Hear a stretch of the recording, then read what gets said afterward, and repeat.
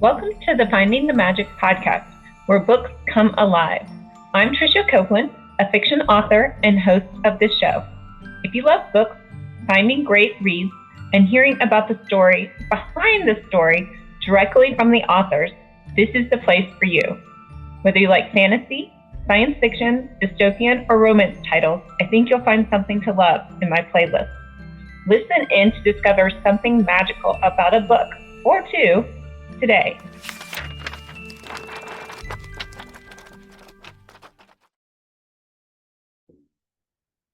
Welcome, Mark. Hello, how are you? I'm good. How are you? I hope you enjoyed this episode of the Finding the Magic podcast. Well, thank you I'm for your being on the host, show. author and podcaster Tricia Copeland, and I love getting behind the scenes. If you like the podcast, make sure to subscribe and stop in each week to discover new authors and books. Yeah, Thanks for listening, and until next time, my newest book is keep Death at a Wedding. finding It came out the in magic. April of this year. And it is an unexpected follow-up to what was my debut novel, Death Dresses Poorly.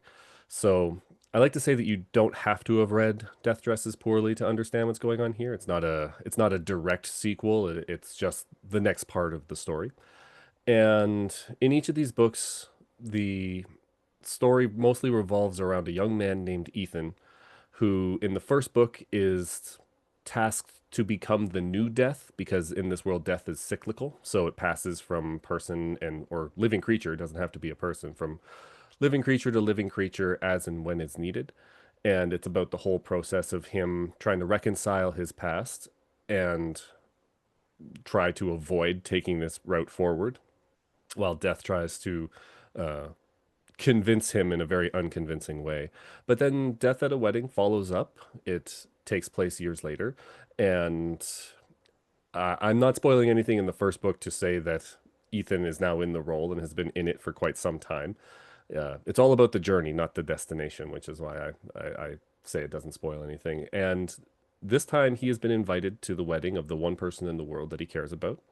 And he needs to set aside being this multi-dimensional, omniscient specter of death to try and be a normal person, something he's never really done very well in his life. And along the way, he also meets a young woman that he could actually find himself having a future with. So now he has to kind of reconcile himself with that. So the first one I like to say is an urban fantasy dark comedy. There is a lot of sarcasm, a lot of very heady uh, and mature details that he has to go through. And then the newest one is an urban fantasy dark romantic comedy, because it's definitely a romantic comedy, something I never really thought that I would write, but in the vein of the first book as well.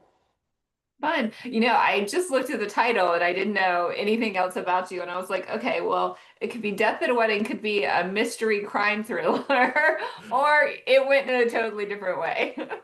And that's something that I've gotten quite a lot, particularly back when it first launched. I was at the Calgary Comic and Entertainment Expo. I usually have a table there where I sell my books, and a lot of people, as they're walking by, and the ones who don't know me, that take a look at it is like, "Oh, I love a good mystery book." I'm like, well, that's not what this is. But that was probably the most common, and I knew that that was going to happen when it came out. The kind of the play on words is the intention of the story in the first place. So I'm perfectly okay with that misinterpretation of the title. Well, but as soon as you see the cover, you're like, oh, this is fantasy. This is not a crime Yes. thriller. So obviously the cover is on point. Nobody's gonna miss that one, I don't think. No, no, and full credits to my publisher, Fluky Fiction, out of Maine.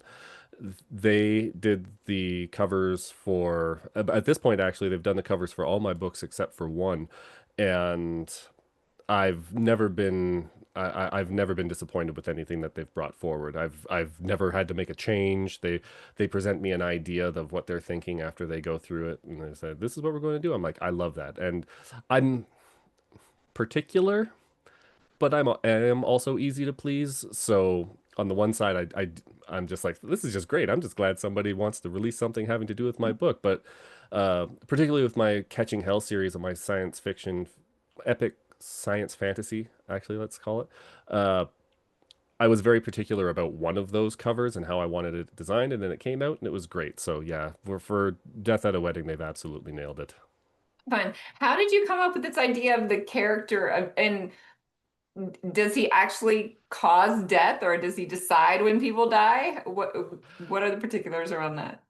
A great question. So I can say that I came up with the idea after a meeting that I personally had with a very enigmatic individual at O'Hare Airport in Chicago when I was about 19 or 20 years old.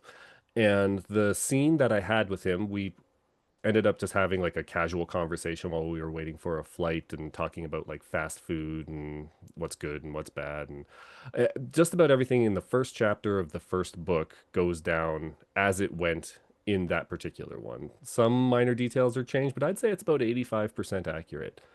And that meeting always kind of sat with me because this gentleman was dressed top to bottom in perfectly matching black, which is not really something that you ever see. Like his socks, his shoes, the sport coat that he was wearing, everything was the exact same shade. But he was also like bleach blonde almost. Like he was incredibly pale, so it was very much contrast. And that just got me thinking about this particular world and how death would function if he was just a casual, strangely dressed individual. And that's why in the first one, Death dresses poorly. Death is always wearing black and it always matches, but he's always wearing a quirky outfit, if you will, like some things that don't necessarily go together.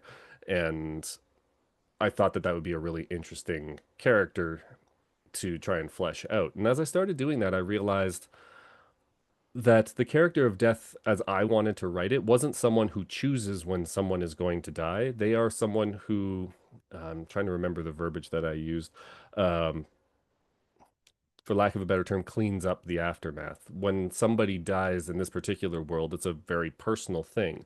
And Death is always there to make sure that they die right. That's a phrase that I use a few times in the books where they are accepting of their death and they understand the what is about to happen.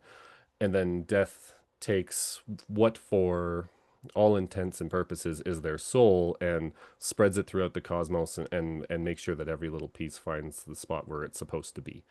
And I found that a lot more comforting than just someone who would have to be the entity who kills everyone, who decides when everyone dies. So in this world, it's just it, Death is more of the janitor than the executioner. Well, and janitor is not a good phrase. I'm thinking they're a therapist slash social worker. Like that's a hard job. It can be, and with this particular iteration, particularly in the second book, Death is trying to be more human.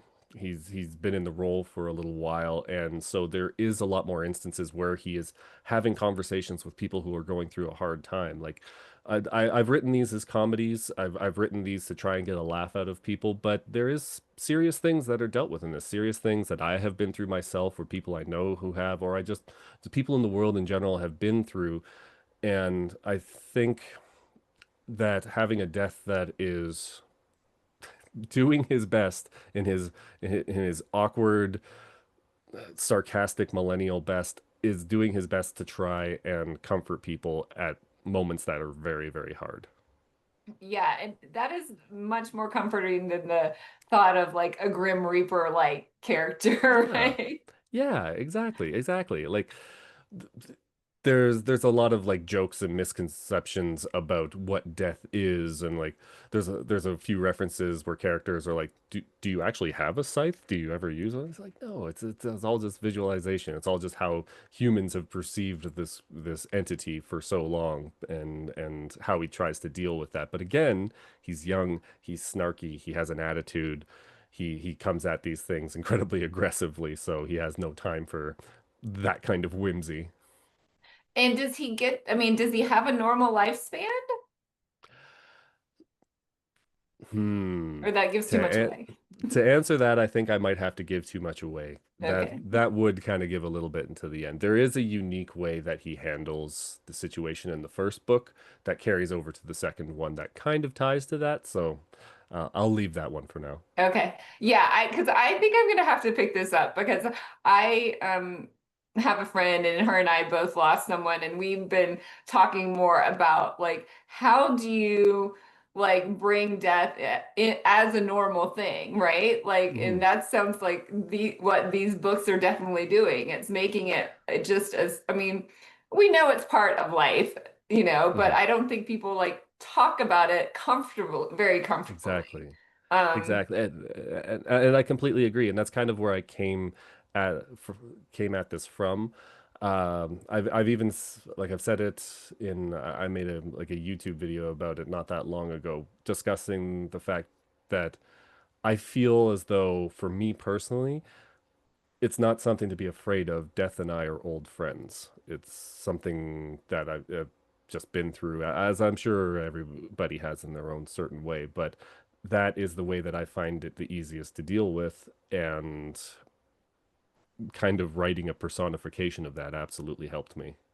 yeah, yeah, and having that comedic part of it too sounds really, yeah. It is self-insertion, I admit. I wrote it years after, like over a decade. I got started after that first initial meeting that I had in O'Hare, and I realized as I was writing that Ethan is very much me, how I would have reacted to things, how I would have spoken, how I would have just gone through the things that he goes through, and how I would have dealt with them at that same time had I have done that. Now, I didn't. He comes from a very difficult background. He comes from a place where his mother was a drug addict, was incredibly emotionally abusive, and he's just broken away from that. And I don't come from that. My mother raised me. I'd like to believe that she raised me right, and I love her to death. So I don't have that perspective. But when he is faced with something, he deals with them how I would deal with them. I am very snarky. I'm very sarcastic. I am abrasive to some, just in the way that I deal with these kinds of things. So yeah, it made it easier having him be a self-insert, particularly for writing the book, because I wrote the first one right after I was done spending about 5 years working on my Catching Hell duology. And I wrote the first Death book in 6 weeks because I Oh, needed to wow. do something so ridiculously different and so off the beaten path of what it was that I had been doing for the previous half decade, that I just embraced it wholeheartedly and just dove right into it. And having a self insert made things a lot easier to do that. Yeah. Yeah, you know how this character is going to react, right? You don't have to sit there and think about it very long. No, no, not at all. And as a pure pantser writer, going by the seat of my pants while writing about myself, I'm the easiest possible task I could be given as a writer. Fun. So it sounds like you have another series, Catching Hell, before you wrote this one. I wrote it before. It takes place in the what I call the Ryujin world, so it is a futuristic yet also fantasy-based story. It takes place thousands of years in the future. It is magic meets machines. It is robots and dragons and phoenixes and lasers and all these kinds of things kind of combined, things that I loved really growing up with. And I started kind of writing in this world back in high school, and not these books in particular, but just kind of crafting this world and writing with pen and paper and creating stories in it. And then when I found myself at a job where I wasn't terribly mentally stimulated, it was a good job, and it's actually I'm still at that job. I'm just in a different role. I would steal away to empty cubicles because I work in an engineering company, and it's a cubicle farm in places. So I'd go to an empty one at lunchtime, and I'd just sit down and I would just use that as my escape. And as I say, I ended up writing it for about 5 years. But then because of the way that this weird writing and publication system kind of works, I had submitted Catching Hell, at least part one, to be published, and I went through the usual rigmarole of querying and rejections and all the rest of that, and then it was finally picked up, and I was very thankful for it. And the publisher that picked me up at that time had a 8 month to 1 year publication window from the time of the contract signing, and in that time, I had also written Death Dresses Poorly, and I wanted to put that out, and I wanted to find a smaller, kind of more niche publisher. And I was lucky enough to find Fluky Fiction, who I mentioned before, and I liked what it was that they had done, and they were very small operation, very indie publisher, and their publication window was only about 4 to 6 months. So although Catching Hell was the first book I wrote and was the first one to get quote unquote picked up, Death Dresses Poorly was the first one to get published, so it is technically my first book in the world, or in the eyes of the world, of Marc Watson, the author. That's the first one. Right. And did you have any formal training in writing, or this is just like crafting as you went? Crafting as I went. And that was to get me started. So I'll preface this by saying I got better.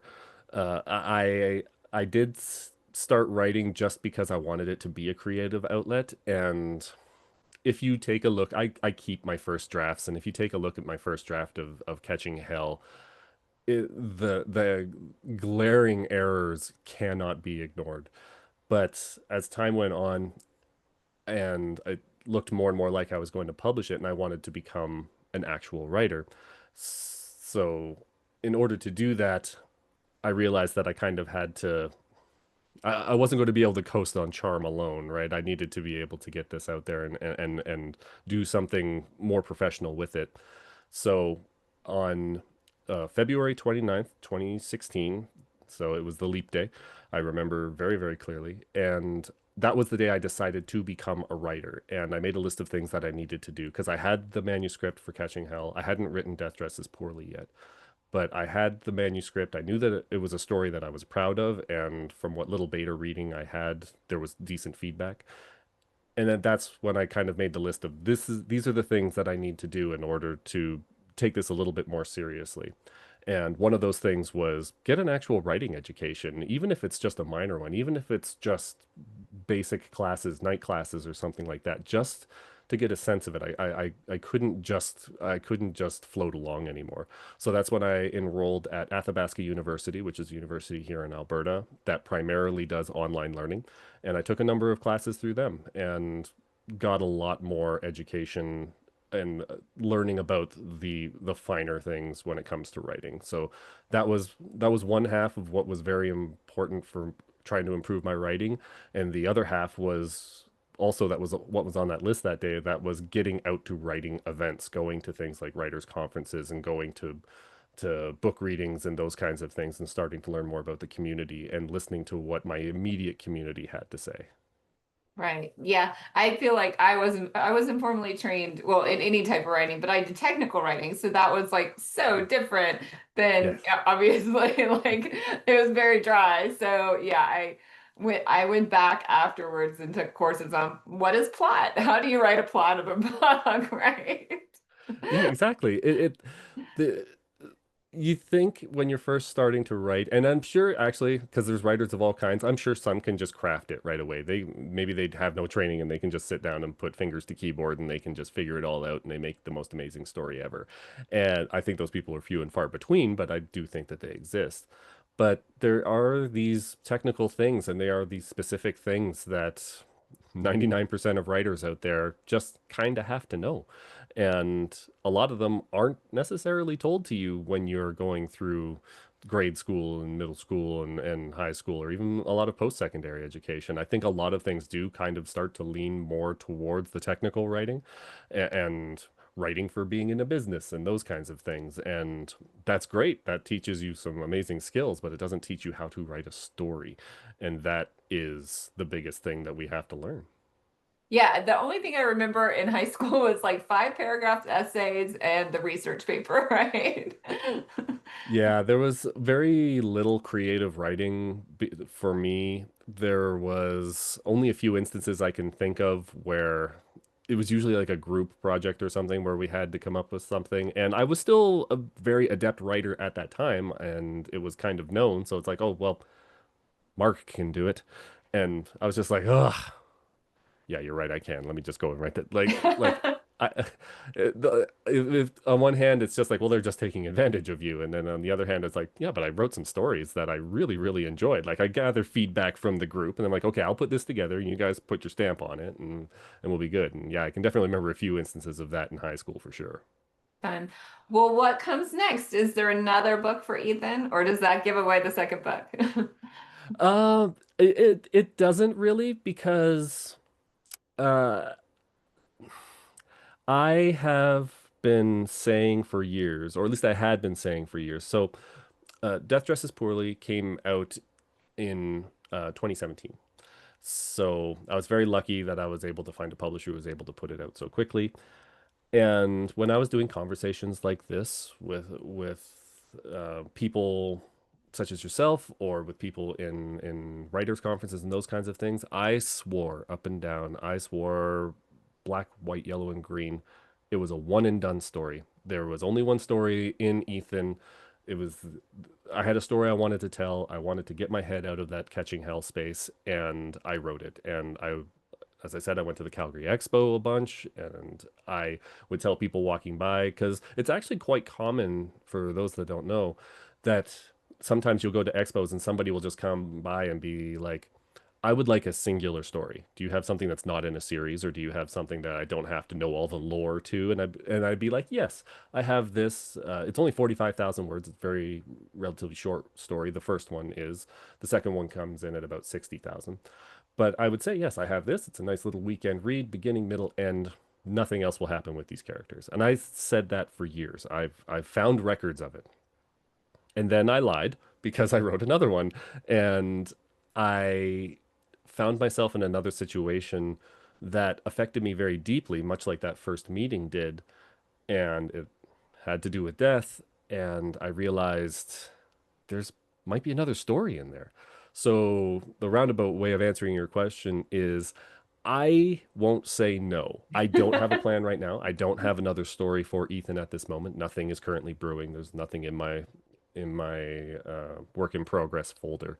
But the second story surprised me. The second story took me by surprise, that so much so that I had to write it. And for a longer book, I actually wrote it even faster than I wrote the first one because I was so engaged with this brand new idea that I had. I had to strike while the iron was hot. So never say never. Never say never. It sounds like they're a little bit of a healing process for you. And I've started to think that as well. Uh, I, it was the very beginning of this year. It was like right at the start. I lost a very close friend of mine, and a lot of the friends that we had were shared friends amongst us, and I was talking about these stories, and then they were like, well, we got to get your book too. Like, we got to try and read this. And a lot of the feedback that I've got from that is this really helped. This helped get through having us all having lost this good friend of ours. And I was very thankful to hear that. And then that's when I started to think, this is part of how I deal with these kinds of situations. This is part of how Marc Watson deals with death, is he writes about it and he makes a character. I believe that Ethan is much stronger than I could ever be by this point in his life. And being a self-insert, and but then also saying this character is stronger, well, that gives me the hope that I can be just as strong in those situations. So I definitely don't disagree with you. Well, and in some of those situations, being weak is being strong, though, because actually, like, being able to share what is going on with you or how deep this is affecting you sometimes takes more strength, I think, and courage than just like keeping going, pretending everything's okay, and then breaking down a year later, right? Yes, So. yes, and I've been that person as well. I'm not going to say that I haven't. I'm very Canadian in that my lineage goes back many generations in this country, but before that, I'm very, very British, and the Britishisms come up every once in a while when it's just, well, power through. Let us just move on. Like, keep calm and carry on, the stiff upper lip and all that, and you just don't show your emotions. They're in there. It's a genetic trait of mine. So I suppose that this is a one way that I try and fight against that, to rage against that, because I don't necessarily think it's right. I'm a very emotional person. I have admitted from the very beginning, for anybody who will meet me, I am a crier. It doesn't take much to really try and get to me. I'm not like an absolute ball weeping I'm not quite that far, but it doesn't take too much effort to bring a tear to my eye, and I feel the need to own that as a man who is a father of two boys, just to show that those kinds of emotions are good and they're healthy, and do not pack them away because they will eat you alive if you're not careful. Definitely. Well, and it sounds like you really balanced that out though with the comedy aspect in the book. Well, that's how I deal with things, and I've said it before. I've never been to a funeral I couldn't tell a joke at. Like even like I did the eulogy at my grandmother's funeral, and the majority of the eulogy was just me leading up to a punchline, just so I could take that moment of gravitas and then I could hit with the punchline at the right time. And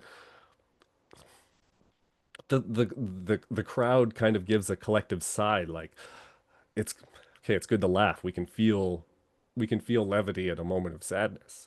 And those two things don't have to be mutually exclusive. So yeah, it is a coping mechanism, but it is also just kind of something I've always been kind of naturally good at. I like to think that I'm pretty quick with a comeback. Maybe it's all my time spent in pro sports. I've learned, or well, amateur sports, I should say, where I've been pretty good with a like a witty comeback. Well, with the other coaches or playing baseball or something like that. Like I've got my chirp game pretty much on lock at this point. So yeah, it's just it's part of my personality, and I wanted to make sure that that came through in Ethan. Fun. Well, are you writing anything new? I am an incredibly mercurial writer in that I run very hot and very cold sometimes. So for the last few months, particularly since the launch in April, I haven't actually written anything. Not a single thing other than one short story. And I do have a work in progress, a completed work in progress. That is a pure science fiction, has nothing to do with any of my other worlds. It is just a where I was at the time. I really wanted to tell like a very much more grounded science fiction story with touches of adventure. It's kind of what a I'm very much inspired by things like The Orville, which is like one of my favorite science fiction shows, where there is a little bit of levity, but it is still essentially like a Star Trek The Next Generation Monster of the Week kind of parody. So I wanted to write something like that. So I am sitting on that, and then as soon as I get that bug to go back and work on it again, I'll pull it out and go through another round of editing, and then I'll float it out there into the world and see if there's any bites. Well, fun. This has been a wonderful conversation, and I loved hearing about your book. I'm gonna definitely pick it up. Death at a Wedding. I might have to pick up the first one too, because and the covers are just, I mean, I don't know if you have the cover, but they're black. Black is my favorite color, in case you can't tell by what I have on. So, somebody who wears like black, all of the same shade would be like, I would have to talk to them too. Did you get to ask him why? I didn't. It was actually a very unique situation because I was just sitting there. I had my headphones on. I was listening to my Walkman at the time, or Discman. I can't really remember which one. Something that makes me old. And I didn't even notice the fact that he came and he sat down next to me. And there was an interaction with somebody else who was nearby, and it was then that I kind of noticed him, and he was just very engaging, and he was very charming, very very charismatic. And of course, cynical Mark is always like, "What's the scam? What's he about to sell me? What is? Are you about to try and save me? Are you about to try and sell me something? What's the deal?" And no, he was just casually having a conversation. He's like, "Oh, well, we all just wait around in here. We might as well just talk to one another." And I was just like, "No, that's something that I mean that particular thing happened 1999, 2000. So a lot of things have changed since then. Now we're a lot more standoffish, I think, than we kind of were at that time. So it was just a refreshing meeting. It was just something very different. But it was the fact that he was dressed in all this matching black that kind of caught my eye at the time. Yeah, I can imagine. Well, thank you. Thank you for being here. Tell everyone where we can find your books. Yeah, absolutely. So first of all, thank you very much for having me. It's been a pleasure to talk to you.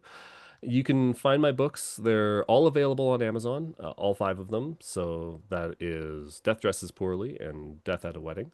Then there's Catching Hell Part 1 Journey, Catching Hell Part 2 Destination, and Between Conversations Tales from the World of Ryujin, which is my only self-published book. And they're, as I said, they're all available on Amazon. You can also find me at my website, which is Marc Watson at markwatson.ca. So that's MarcWatson.ca, not .com. .com is owned by another Marc Watson author who's a really cool guy, but that's not me. And then you can find me on Facebook at facebook.com/MarcWroteABook, all one word. And then you can find me on literally every other social media site at Wright Watson, WRITEWATSON. Fun. You have some very good handles there. I guess I found your your correct website right away. So you were ranking higher than the other Marc Watson, maybe. That's okay. He hasn't written very much in quite some time. He has quite possibly the world's most interesting job to me. I believe he's retired now, but he is the head thrill ride engineer for Universal Studios Orlando. So his job is a lot cooler sounding than mine.